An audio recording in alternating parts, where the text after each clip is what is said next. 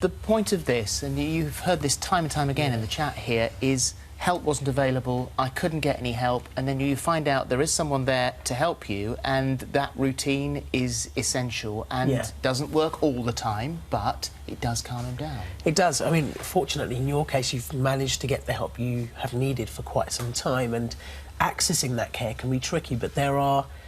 You know, JJ's story is...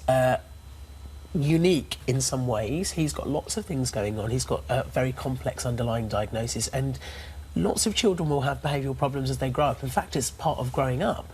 But usually they're transient, usually they're not that severe, and when they do get severe, that's when you need to be asking people, well... But it sounds like he was... support here.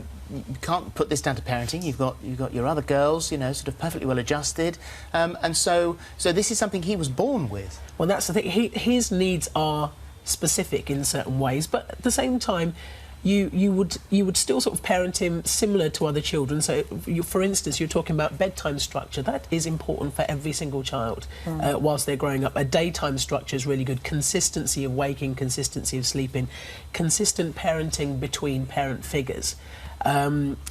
Praising where it's due is so important. Putting in limits and restrictions and consequences to those are still important. Even if you have underlying diagnoses, they are still important parenting principles that you should put in place. It might be trickier for someone, for instance, with ODD or on the autistic spectrum to put those rules in place, but that's when the specialists come in, and that's when they can help you. So health visitors, child psychologists, you know, community paediatricians might be able to help you out there. Yeah. Right, We're going to discuss this further because we've got a phone in with you, so we'll go into that in more detail.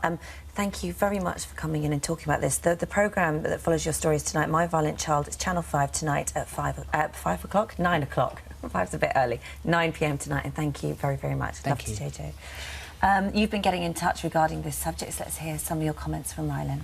Yeah, there's a lot of empathy out there for you, Bobby. Sally says, I know how Bobby feels and it's tough, especially when society doesn't fully understand what's happening. Nicola Barham says, it breaks my heart to hear that parents like Bobby are subjected to violence from their own children, and even more so that a child can do this with very little control over their actions. Well done to Bobby and other parents who still love their child unconditionally and have to put up with ignorant people. Thanks for your comments, and don't forget, as Holly just said, Dr Ranj will be taking your calls on this subject a bit later on. All right, thanks very much indeed, Ron, and thank you once again. Thank you. Right, it's competition time now.